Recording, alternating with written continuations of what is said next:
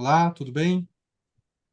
A gente vai conversar hoje aqui com o Mário Baggio. Seja muito bem-vindo, Mário. Obrigado, Ricardo. Obrigado pelo convite. Maravilha.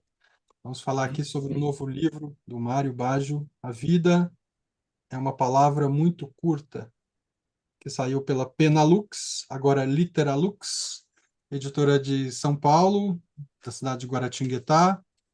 É um livro de contos, esse do Mário, de 222 páginas, inúmeros contos, de 2 páginas, 3 páginas, contos curtos em geral, e que tem um texto de orelha da Ale Mota.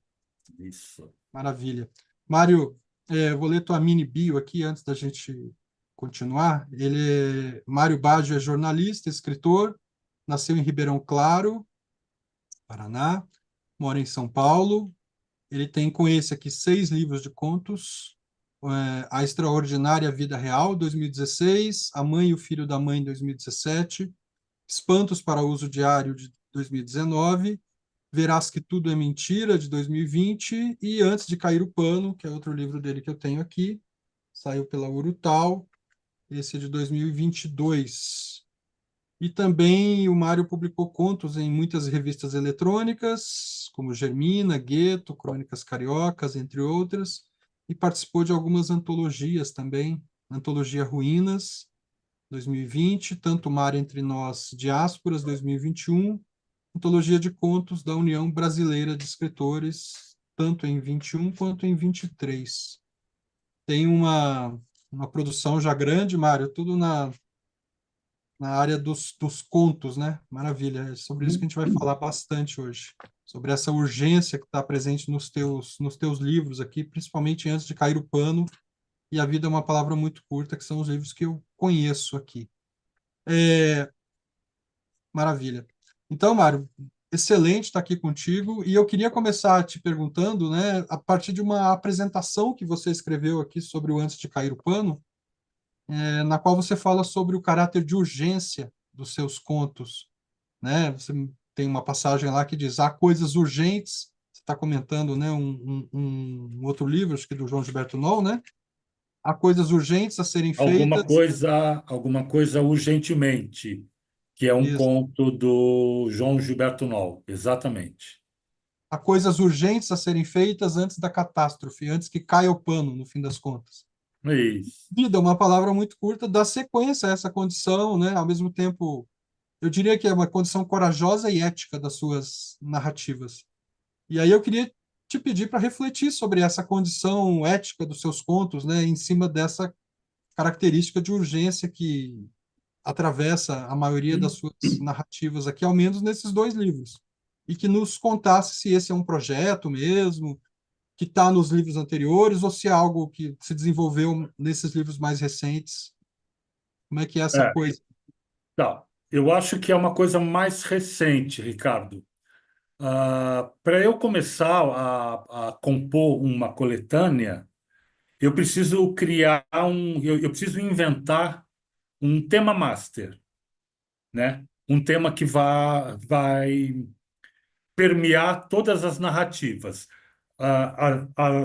As histórias elas vão conversar diretamente com esse tema master ou vão tangenciar, passar meio de lado desse tema, mas no geral todos os contos eles vão conversar com esse tema master. O Antes de Cair o Pano, ele surgiu quando eu queria escrever o meu primeiro romance, Hum, né? Eu tinha a intenção de falar sobre as pessoas que ficam depois que alguém muito importante vai embora da vida daquela pessoa. O que acontece com quem fica? E o conto que dá título à coletânea, Antes de Cair o Pano, que é o último conto do livro, né? Ele surgiu como o primeiro capítulo desse romance, né? Eu nunca tinha escrito um romance, seria a minha primeira experiência. Então surgiu esse conto e eu gostei muito dele e ficou o primeiro capítulo desse suposto romance.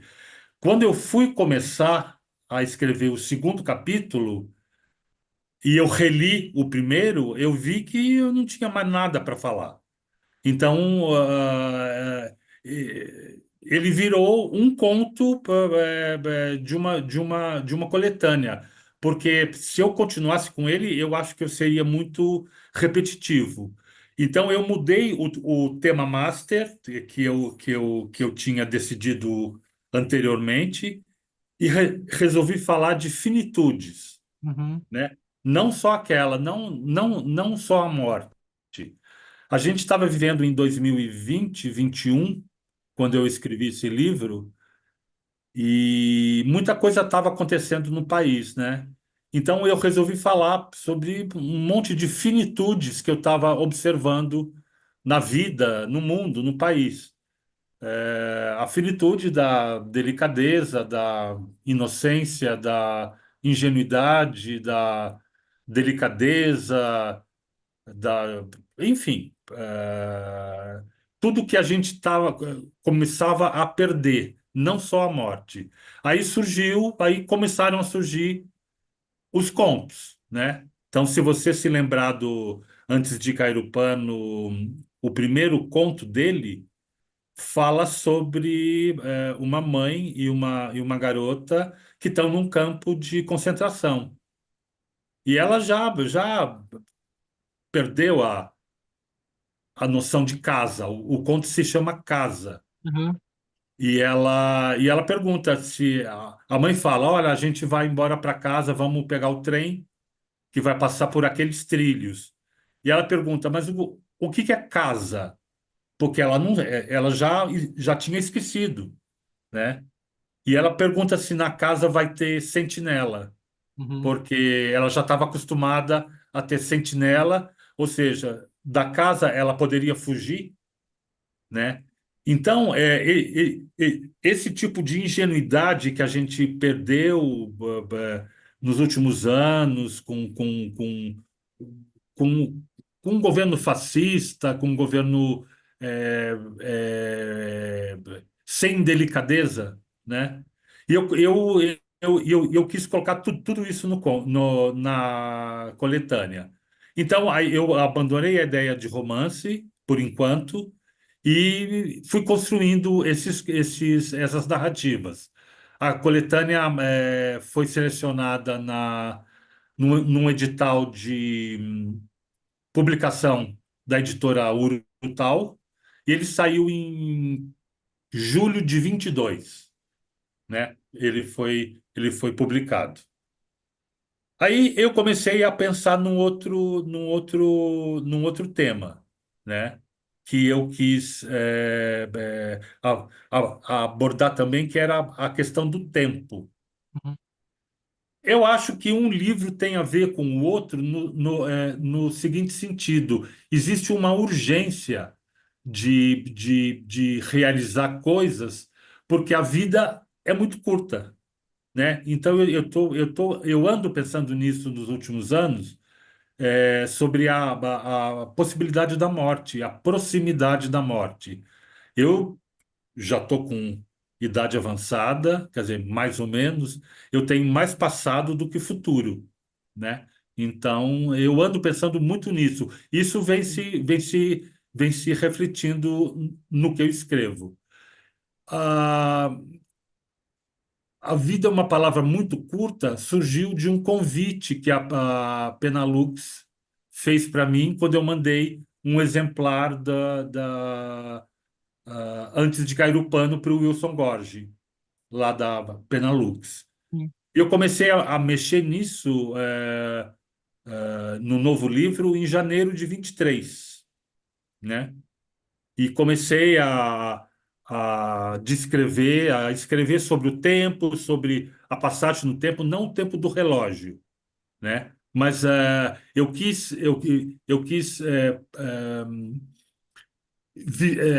descrever aquele momento em que a gente toma uma decisão e vai sofrer a consequência muito tempo depois. A decisão como um riscar de um palito de fósforos, né? Então, os contos do A Vida é uma Palavra Muito Curta refletem sobre esse momento em que a gente decide coisas muitas vezes sem pensar, ou decide não fazer coisas, e a gente vai sentir a consequência muito tempo depois, né? E eu, de uma forma proposital, dividi o livro em três partes. A primeira, que é a eternidade do instante. Depois, o tempo em tempo de estio, que eu peguei mais uma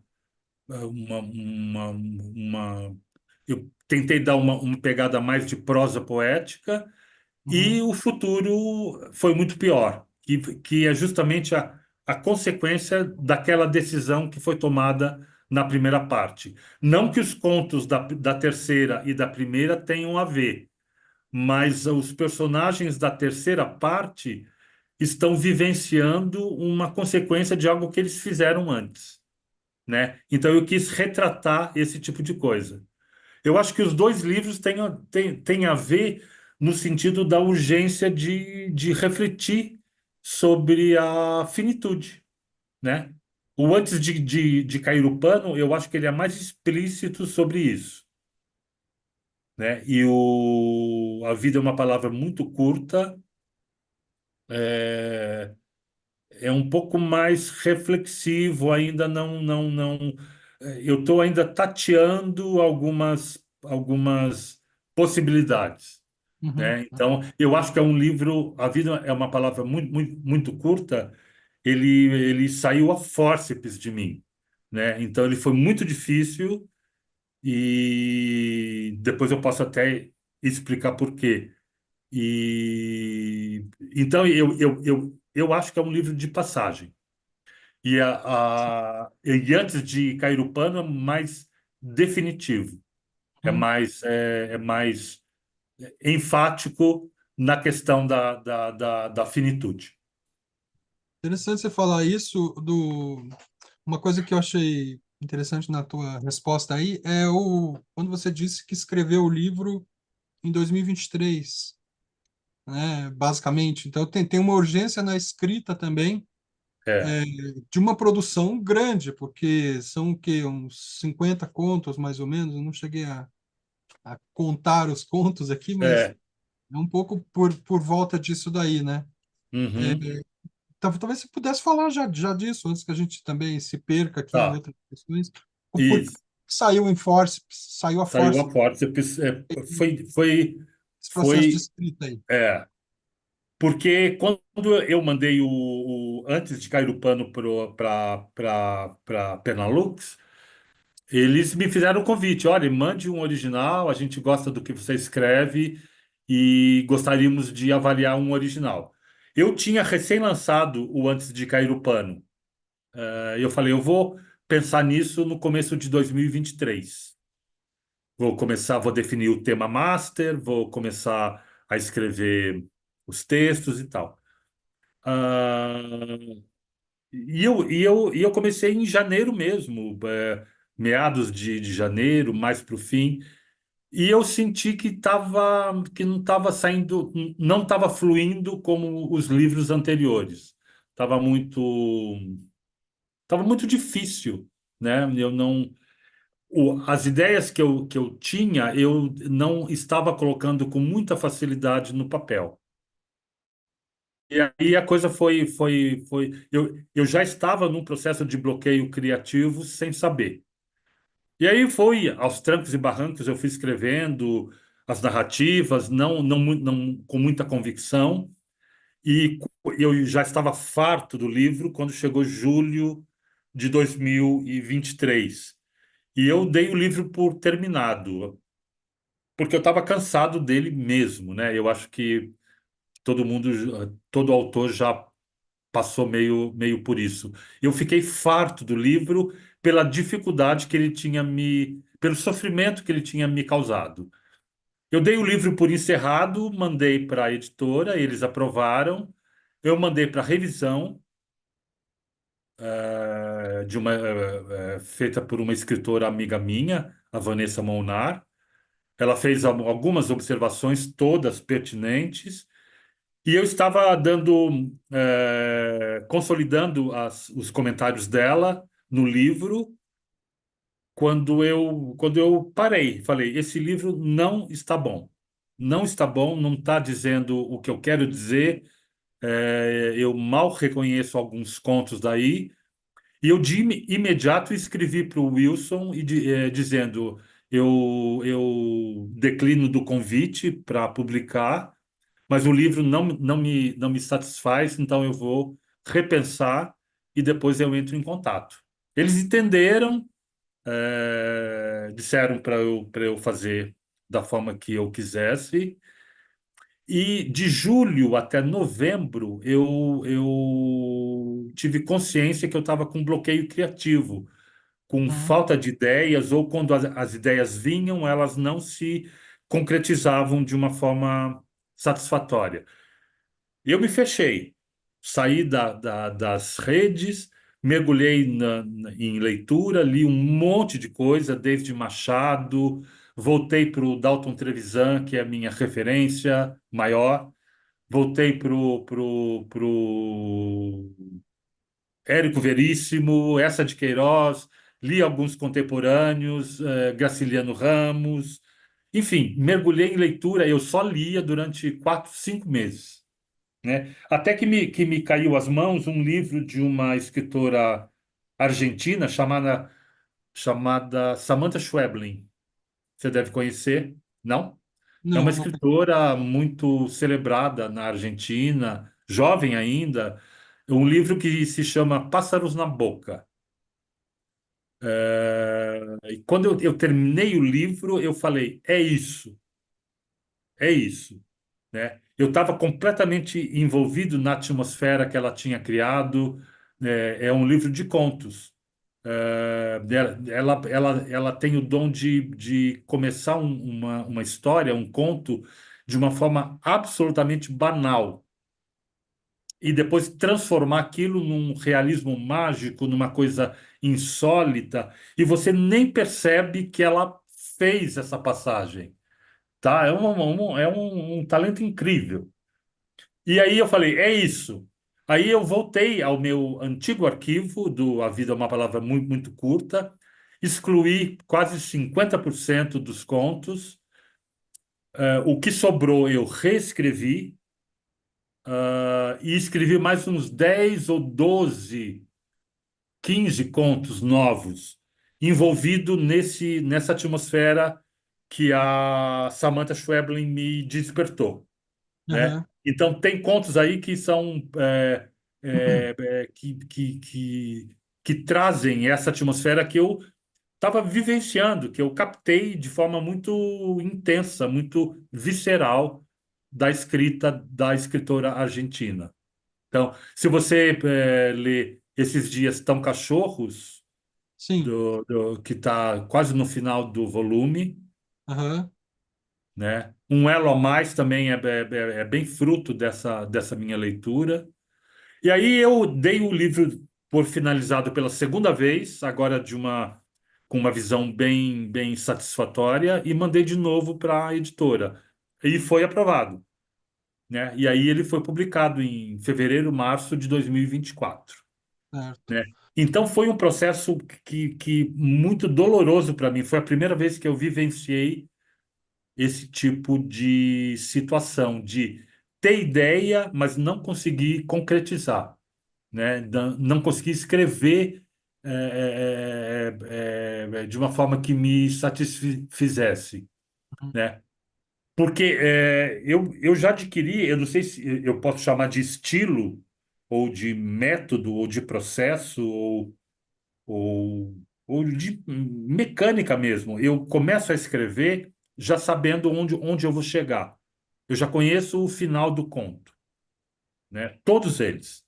Então, eu preciso de um gancho para iniciar, e aí eu vou desenvolvendo até chegar naquele final que eu idealizei a priori, né? E eu não estava conseguindo fazer isso, então era um claro bloqueio.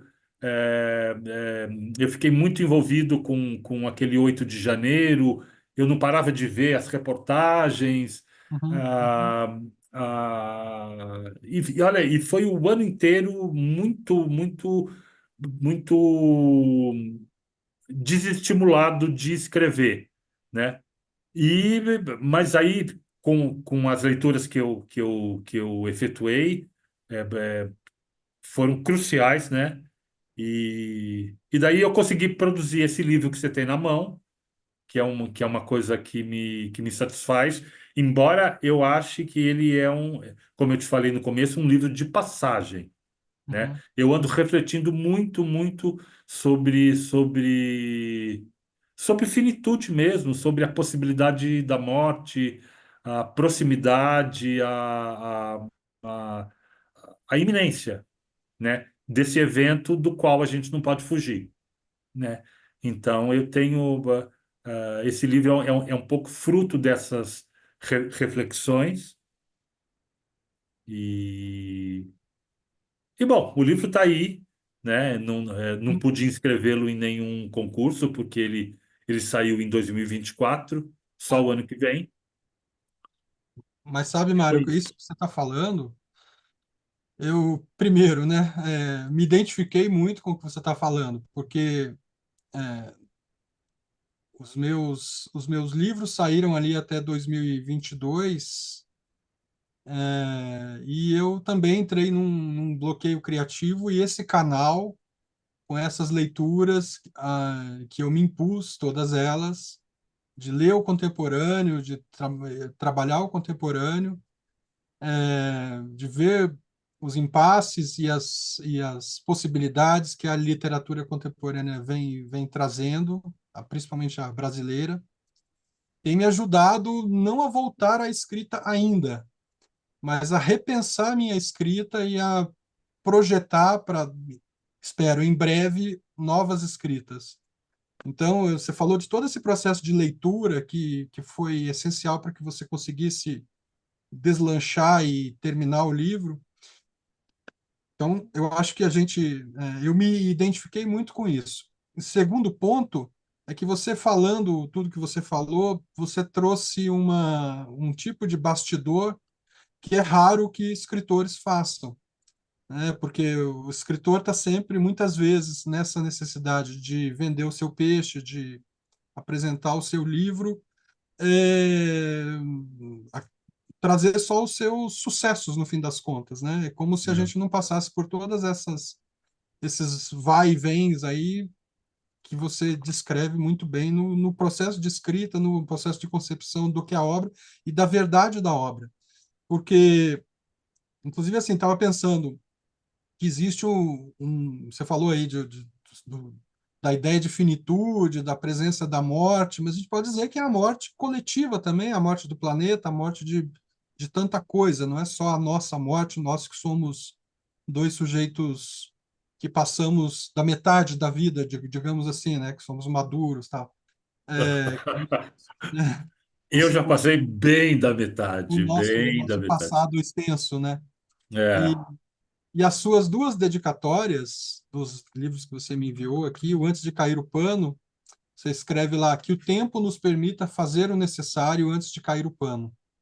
E no A Vida é uma Palavra Muito Curta, você escreve que a vida de todos nós seja intensa enquanto dure. Então, essa coisa, fazer o necessário antes de cair o pano e que a vida seja intensa enquanto dure, né? O necessário e a intensidade. A exato. necessidade da intensidade, vamos juntar as coisas, que é É, também um jeito de pensar o modo como a literatura intervém no mundo, né? Intervém no leitor, né? Porque, afinal de contas, são dedicatórias que você fez para mim enquanto leitor, né? Seu leitor. Você pode comentar um pouco essa possibilidade sim, da sim. literatura intervir no mundo? Eu acho. Você falou uma coisa muito, muito, muito interessante, que é repensar a escrita. Repensar a escrita. Muitas vezes eu me pego pensando nisso. Por que? Talvez eu mude um pouco, né? Eu vou dizer repensar a publicação.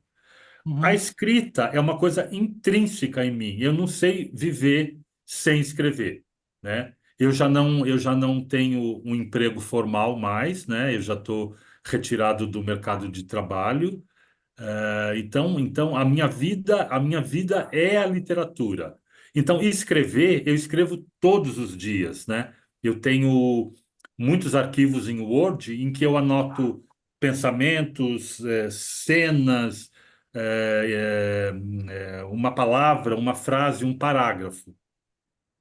Todos os dias. Eu tenho um horário, tenho um tempo que é só meu para escrever. E eu dedico um tempo também para leitura durante o meu dia, depois que eu faço as tarefas domésticas, né? E, e, e escrever é uma coisa que não sai da minha cabeça. Agora, publicar é uma coisa que eu até penso, por que publicar num país de tão poucos leitores, né?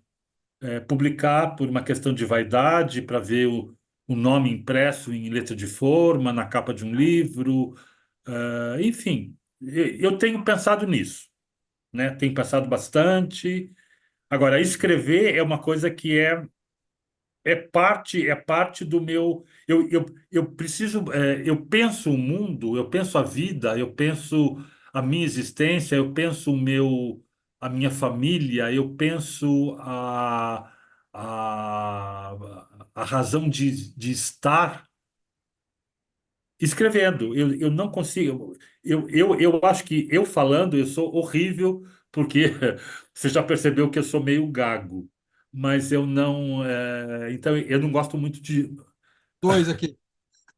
Eu não gosto muito de. Eu me acho horrível falando, mas enfim, a gente tem que fazer isso. Agora, eu me comunico muito melhor escrevendo, né? Então, escrever para mim, eu preciso raciocinar sobre as coisas que eu vejo. Sem contar que tem uma coisa, Ricardo, eu adoro contar história, né? Eu sou um cara que adora história, contar e ver como as personagens interagem, enfim. E eu gosto de conto, né? Se você me perguntar por que conto, eu posso te dizer que foi uma revelação para mim quando eu tinha uns 16 anos, né? Eu comecei a ler desde que eu fui alfabetizado.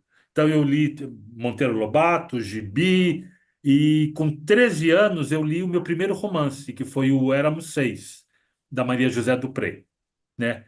E, por estímulo dos professores de literatura e língua portuguesa que eu tive, tudo em escola pública, eles perceberam o quanto eu gostava de ler e eles me emprestavam livros. Então, na minha adolescência, de 13 a 16, eu li muito Érico Veríssimo, Eça de Queiroz, José de Alencar, Machado de Assis, enfim. Uhum. Além dos livros da grade curricular, os professores me emprestavam outros livros, né? E até que um dia, e sempre romances, sempre. Até que um dia eu peguei na biblioteca do colégio um volume chamado A Morte da Porta-Estandarte e Outros Contos, do Aníbal Machado, um escritor mineiro injustamente esquecido, que é extraordinário. E eu percebi que em 20 ou 30 páginas eu tinha uma história completa, com começo, meio e fim, com personagens, com diálogos, com circunstâncias, contextos, conflitos. Eu falei, caramba, foi aí que eu me dei conta que o conto é um gênero literário. É claro que eu já tinha lido contos em revistas, mas eu nunca imaginei que aquilo fosse literatura. Para mim, literatura era romance. Uhum. E aí eu descobri o Aníbal Machado, né? Eu falei, não, mas então conto é literatura também, né? Então, numa história de 20 ou 30 páginas, eu podia contar uma história.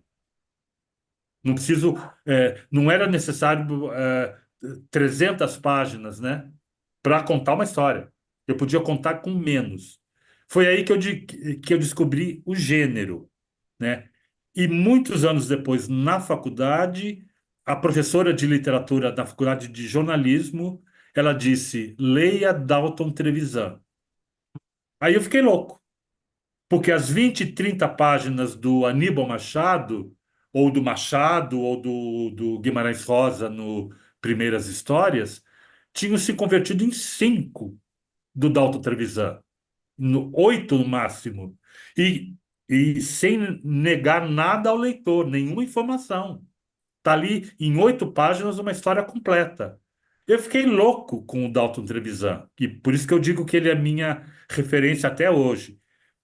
Depois do Dalton, eu passei por Ivan Ângelo, maravilhoso, Rubem Fonseca, o João Gilberto Noll, a Lígia Fagundes Telles. Eu devorei os livros de contos que eu encontrava. E quando eu comecei a escrever com mais frequência, com mais assiduidade, a escolha do conto como expressão de literatura literária foi natural, então, né? Então eu comecei, tem que se considerar também que eu comecei escrevendo em rede social, né? Então eu vi ali um espaço para eu conseguir, para eu começar a mostrar as minhas coisas, a minha literatura. E rede social a gente sabe como funciona, né? Uhum. A pessoa lê no celular, lê na condução, no transporte público, lê na sala do cafezinho.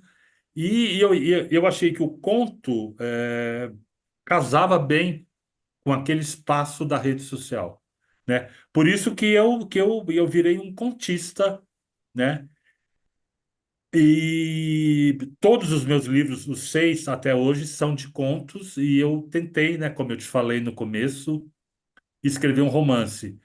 N- Há algum tempo atrás, eu sempre achei, me veio à cabeça várias vezes, a ideia de que eu só serei considerado um escritor se eu tiver um romance, né? O Jorge Luiz Borges nunca quis escrever um romance, né?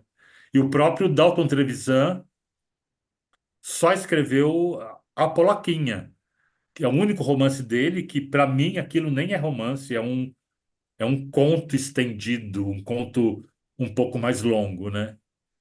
E mas foi um pensamento que ocupou a minha cabeça durante muito tempo, de que o contista, eu não queria usar essa expressão, o contista é considerado um escritor menor. Hum, mas em alguns momentos esse pensamento me veio. Eu falei, pô, eu tenho que escrever um romance, né? Mas aí eu tentei. O Antes de Cair o Pano, como eu te falei, era o primeiro capítulo de um romance. Mas daí eu falei, mas caramba, eu vou escrever mais o quê? Já está tudo ali. Tudo que eu Uhum. queria dizer já está naquele conto que tem acho que 8 ou 10 páginas.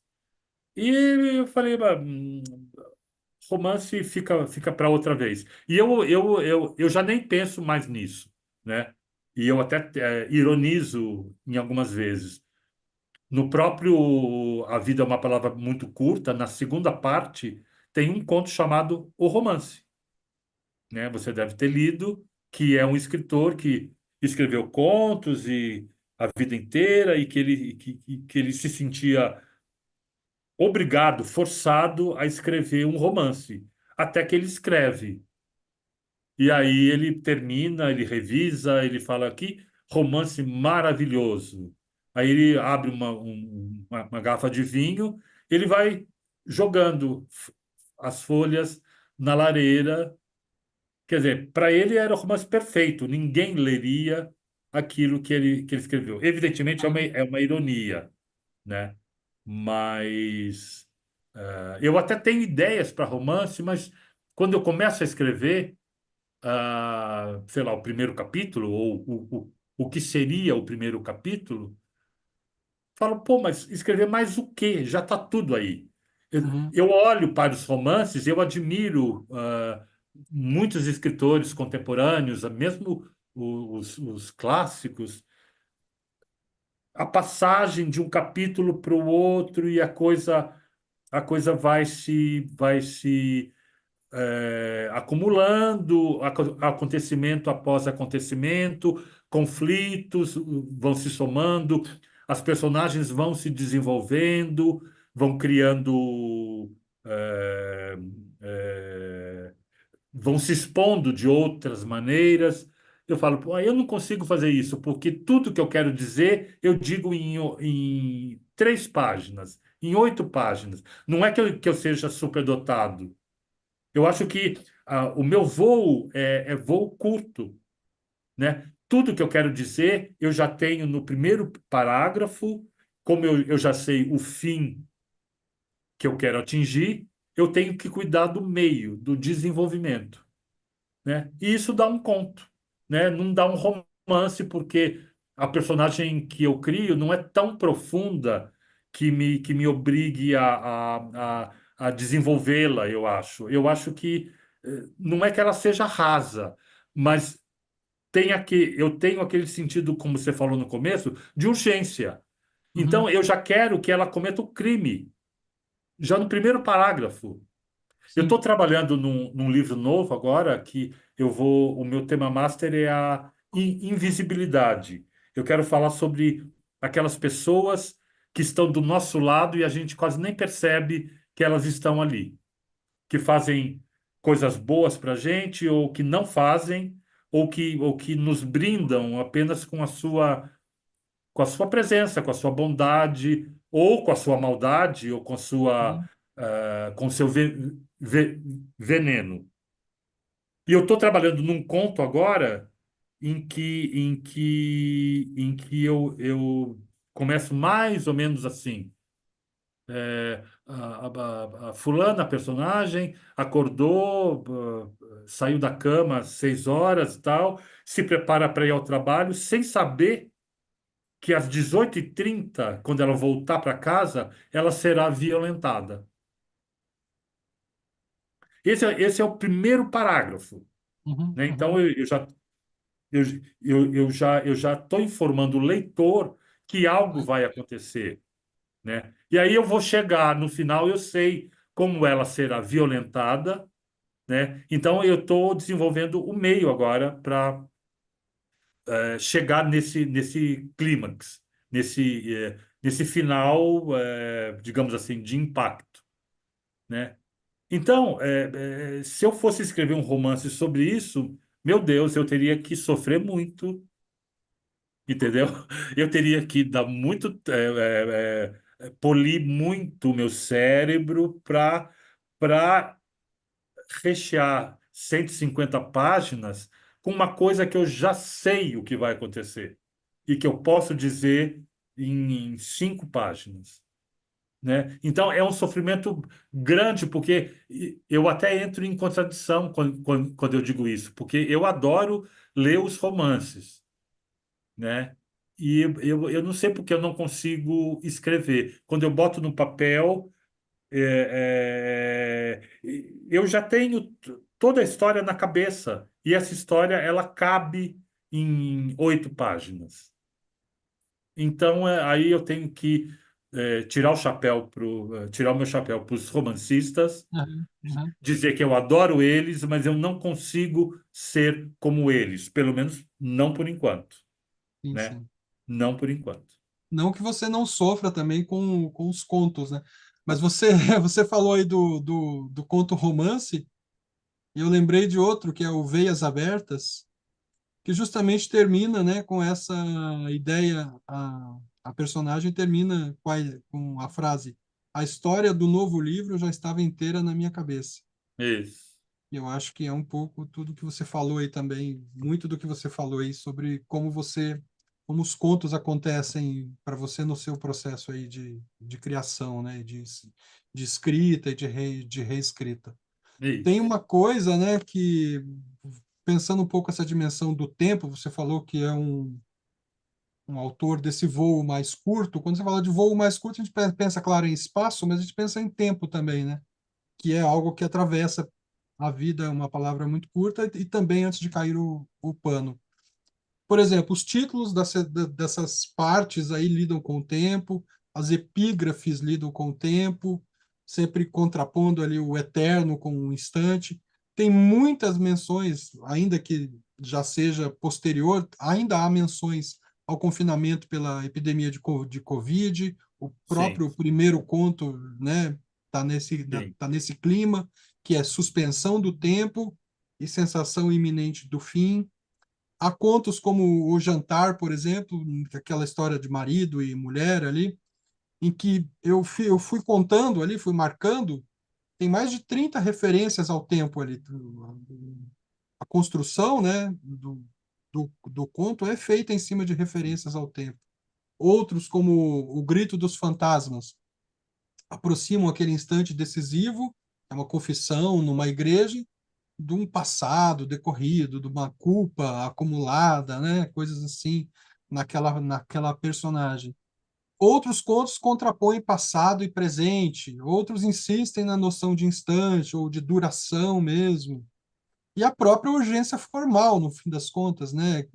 A maioria dos seus contos, como você está fazendo essa filiação ao Dalton Trevisan, não tem mais de duas, três páginas ali. isso. O tempo é esse elemento primordial, então, nesses contos de A Vida é uma Palavra Muito Curta. Esse é o Como é que tema, é a questão do espaço, por exemplo? é, o tempo é o que direcionou todas as histórias, né? Se você se lembrar do conto Vazios, por exemplo, daquele personagem que sente saudade do pai, e aí ele tem insônia, ele telefona para a antiga casa, o pai atende, o pai morreu há mais de 30 anos, Uhum, né? Mas o pai atende, ou seja, atende na, na urgência que ele tem, na necessidade que ele tem de matar aquela saudade, a saudade que ele tem do pai. Então ele imagina que o pai está falando com ele, só que não. E ele não pode dizer nenhuma palavra, porque aquilo não existe, né? Existe na cabeça dele. E aquilo o satisfaz, o, o traz um pouco de paz para ele poder dormir. Porque se ele quebrar essa magia, e ele sabe que é uma magia, ele não vai dormir nunca mais. É um exagero, evidentemente. Mas tá aí o tempo o tempo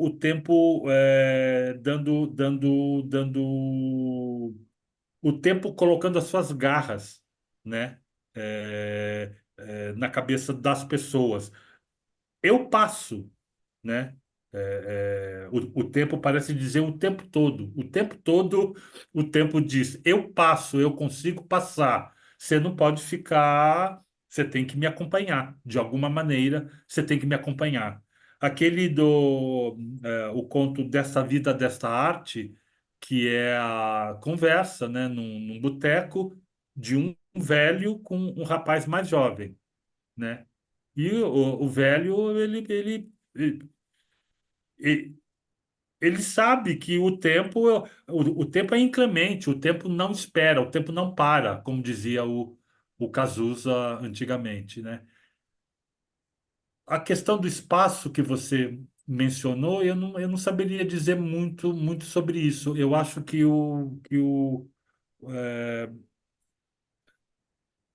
o São espaço a gente muitas escolhe. situações internas, né, Mário? É, Muitas locações internas, assim, em geral, aham, né?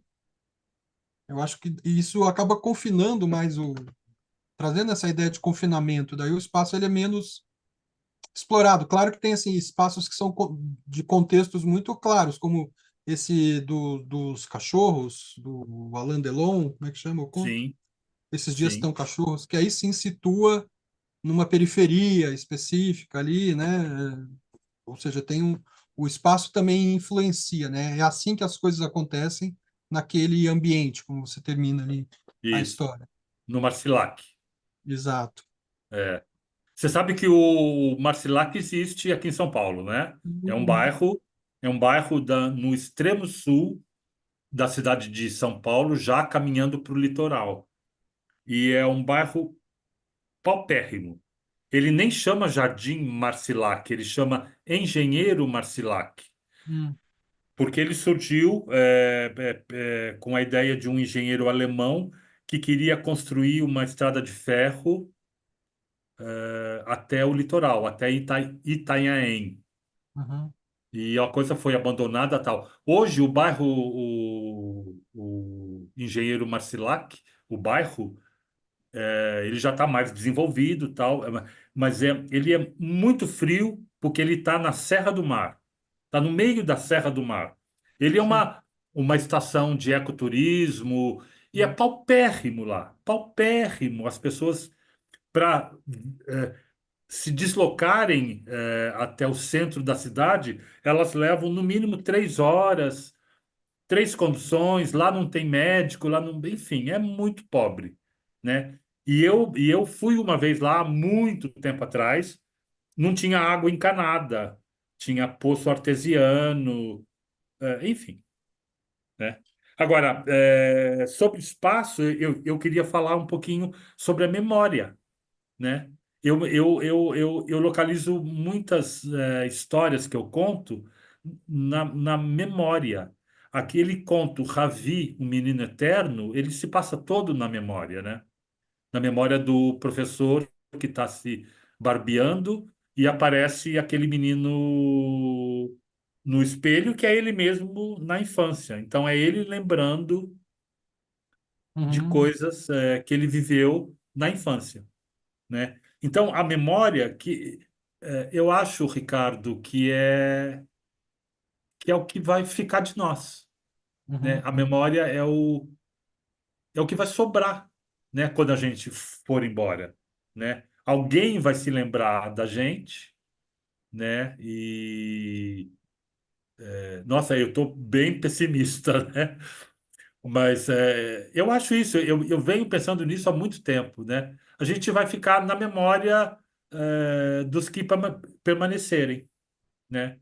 E é é, isso, é como o meu pai fica na minha memória, então surgiu aquele conto do Vazios, enfim. E sobre a questão da pandemia, eu tenho uma posição muito clara sobre isso.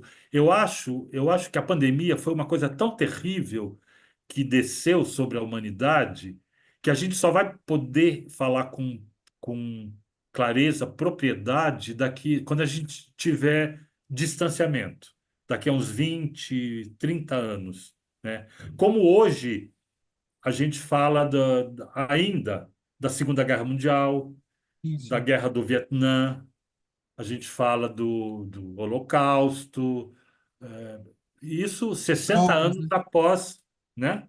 E eu acho que a Covid, a pandemia, a gente só vai entender e vai conseguir escrever sobre isso algum tempo depois. Eu ensaio algumas coisas, tenho a procissão das velhas invisíveis, menciona de leve um pouco o vírus. Mas o primeiro conto é sobre a Covid mesmo. Uhum, E uhum, aquela coisa, né? A gente não sabe o que é, não sabe. Então a gente vai se encerrar num quartinho, a gente vai vedar com fita crepe, silicone. Não queremos o ar, porque o ar é tóxico, né? Mas daí o filho caçula tosse. uhum, uhum. E aí tudo cai Sim, por terra, né? pois é, porque traz a perspectiva de uma morte geral e iminente, né? Se a gente for ver, mesmo nesse.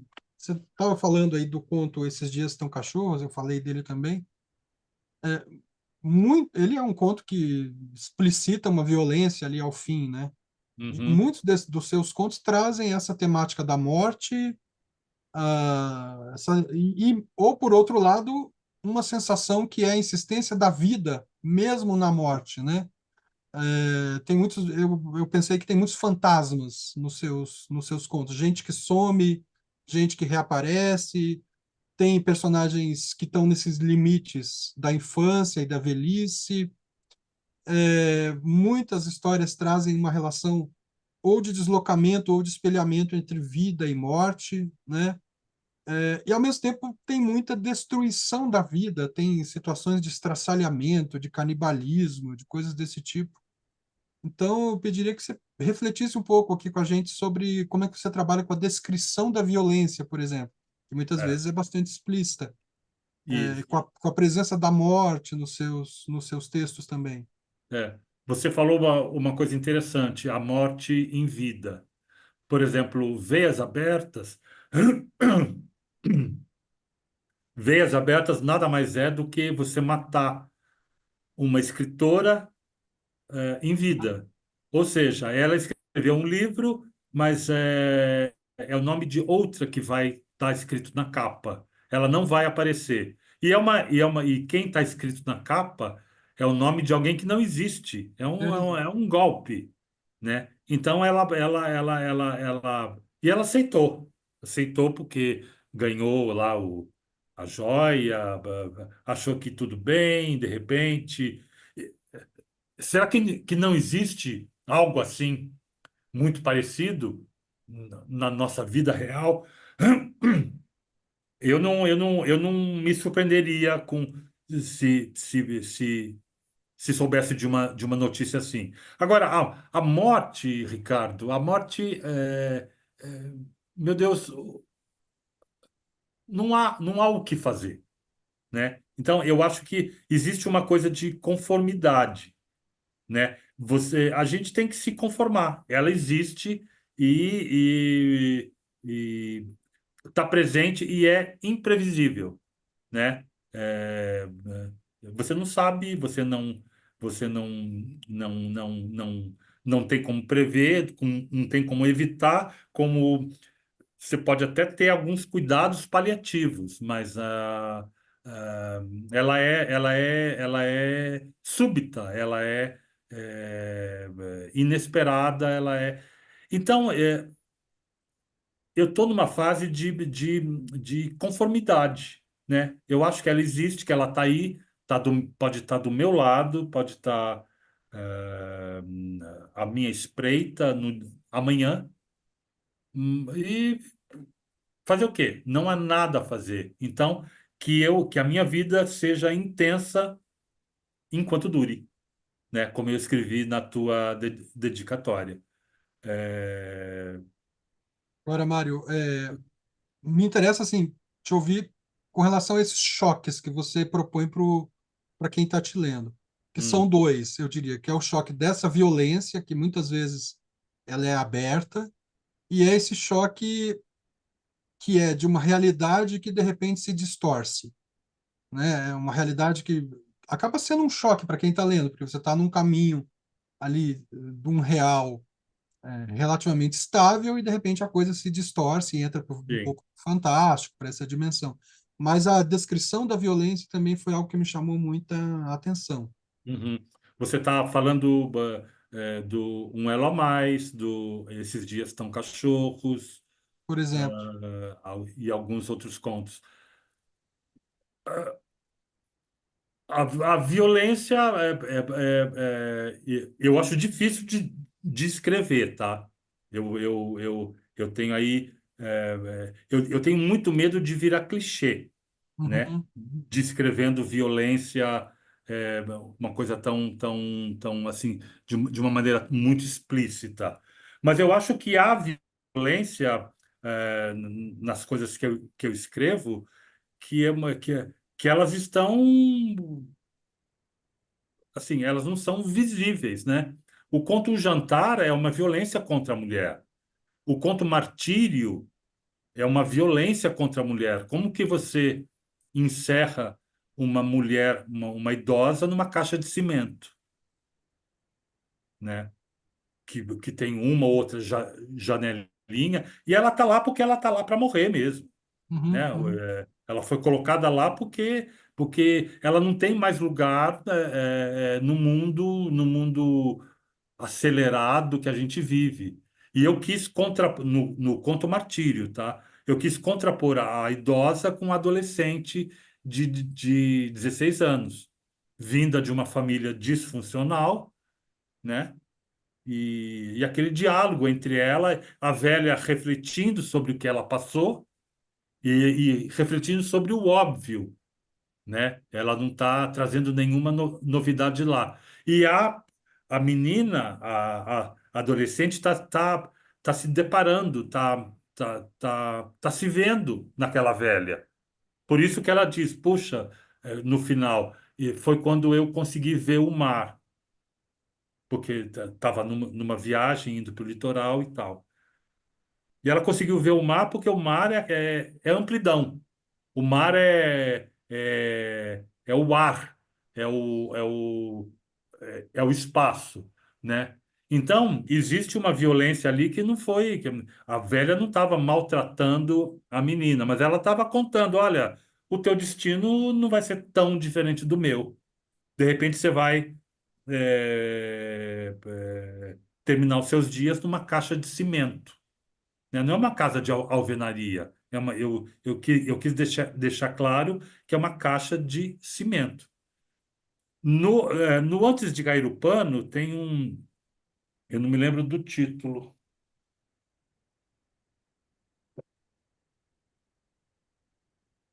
que tem uma violência. Uma violência. O homem meio morto, né? É um homem que de repente acorda com metade do corpo morto, Uhum. né? Paralisado. E ele tem só a outra metade. Então, ele tem que conviver com isso até que ele começa a perceber que as outras pessoas também têm metades mortas, embora não deixem isso muito claro, né? Então isso já é uma violência contra o próprio corpo. Naquele conto da mulher que esfaqueia o marido, porque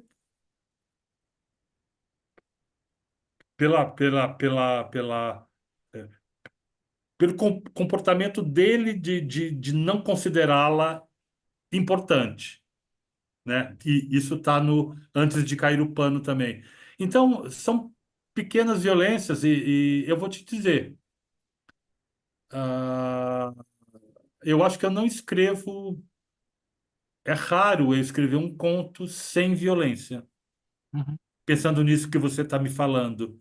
Eu acho que sempre tem, mesmo que ela seja disfarçada, encoberta, não explícita, né? O conto que eu pretendo ler para você é de uma cachorra, né? Tá. Que Viu? ela é violentada o tempo todo, Aham. né? Só que não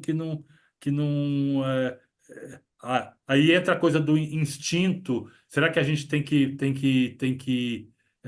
a gente tem que ser sempre violento nas nossas reações? É uma pergunta bem difícil, mas refletindo agora, eu tenho a impressão que eu não escrevo conto em que não haja violência. É um ponto para eu pensar. Pois é. É, antes de você ler esse conto, eu tenho uma última questão aqui, que é sobre como é que você concebe a sua linguagem, né? Porque, assim, claro, tem uma questão de escolher a voz. Os contos, eles, alguns vêm em primeira pessoa, numa perspectiva mais de confissão. Outras a gente tem um narrador onisciente ali, mas que também é muito honesto, digamos assim, com o leitor, né? Então, como é que você escolhe a voz? Essa seria a primeira questão. A segunda, um pouco relacionada com isso, é a sua escolha de linguagem, né? Porque, assim, você não faz torneios linguísticos, você valoriza a palavra, claro, a vida é uma palavra muito curta, no fim das contas, É, mas a sua escrita não é pernóstica, assim, não traz enigmas difíceis de serem desvendados. Tem uma escrita que é democrática, que é civil, assim, que tá na rua, né? Tá pronta para ser posta na polis, a gente pode dizer assim, porque ela pode ser ouvida por todos, no fim das contas, né? Uhum. Então, como é que você trabalha a questão da linguagem e da voz, no fim das contas? Por que essa escolha dessa voz e da voz para cada conto e da linguagem como um todo que atravessa o seu livro com uma linguagem mais democrática? Uhum. A questão da voz, Ricardo, eu acho que é a história que determina. Tem muitas Uhum, vezes que eu quero contar a história em primeira pessoa, né? Eu acho que é uma escolha intuitiva. Eu não saberia dizer por que eu quero dizer que eu quero contar com a minha voz. E uhum, outras vezes a história pede que seja em terceira pessoa, porque eu, narrador, porque o narrador ele tem que estar em várias situações ao mesmo tempo. Ele tem que estar presente em muitas situações. E se, e se fosse em primeira pessoa, isso não seria crível, né? Eu já tive contos que eu reescrevi mudando a pessoa, né? Eu tinha escrito em terceira, aí eu achei, não, eu quero dizer essas coisas na primeira pessoa. É intuitivo, às vezes é até aleatório, mas eu escrevo também em segunda pessoa, né? e tem um E nós também em alguma isso, história algumas aí. vezes e tal. Mas é intuitivo. Eu acho que a história pede o desenvolvimento da história no meio.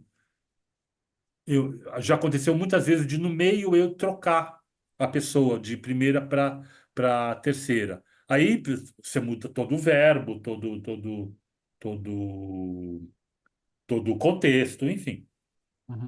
Na questão da linguagem, é, uma vez eu ouvi uma escritora, ou eu li, né, uma escritora dizendo: eu quero comunicar, né? Eu quero ser entendida. Ela disse: eu quero que as pessoas não tenham dúvida sobre o que eu escrevi. É uma coisa meio contraditória, porque a linguagem permite que você alce voos, que você faça experimentos, que você crie, né?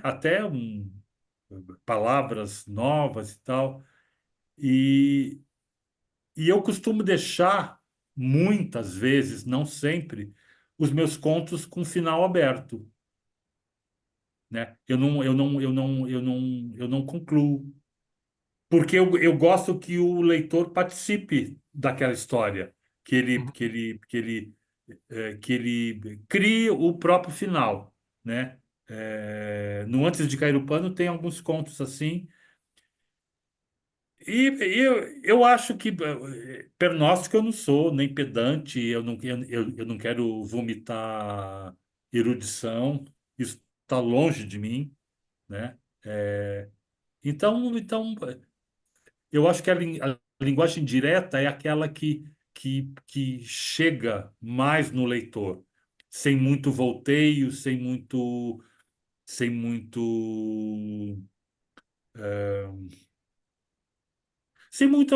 sabe, sem muita referência. O leitor tem que falar, ele está dizendo isso por causa daquilo, sabe? Eu evito esse tipo de coisa. A minha linguagem é realmente direta. Eu acho que o Dalton Trevisan é assim, né?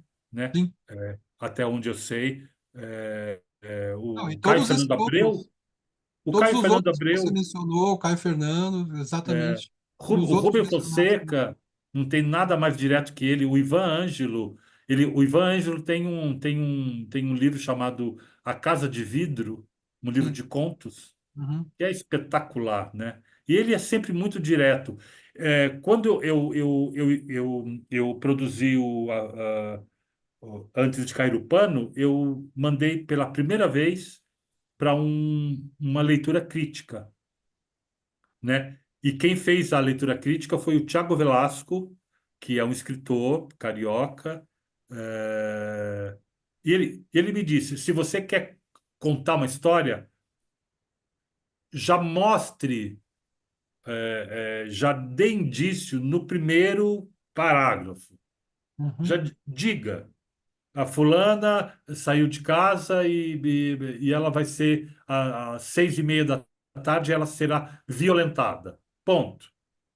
Então é isso. Eu tô nessa toada. Eu acho que a linguagem ela se enriquece quando ela chega diretamente ao leitor. Estou pensando nisso há uns dias aí. Quando o leitor tem a consciência, ele tem a noção do que ele está lendo, do que ele está, qual é a história que está sendo contada, logo no começo, eu acho que ele fica satisfeito. Acho que sim, né? Eu, como escritor, eu me sinto bem dizendo utilizando esse método, essa, esse procedimento, né, de escrita. Eu gosto de ser direto, de palavras. Eu até busco palavras em dicionário, para você ter uma ideia, mas sem que elas soem pedantes, né? Sem que elas. Eu gosto de usar uma pontuação da, da norma culta. Eu acho que eu trabalho a linguagem de uma maneira a ser compreendido pelo leitor. Acho que é isso. não, e fora isso, a escolha, a forma como você dispôs o livro, na sequência de contos, né, a organização, né, a edição desse livro funcionou muito bem, assim, porque são contos curtos e você nunca tem a impressão, eu nunca tive, de estar lendo o mesmo conto.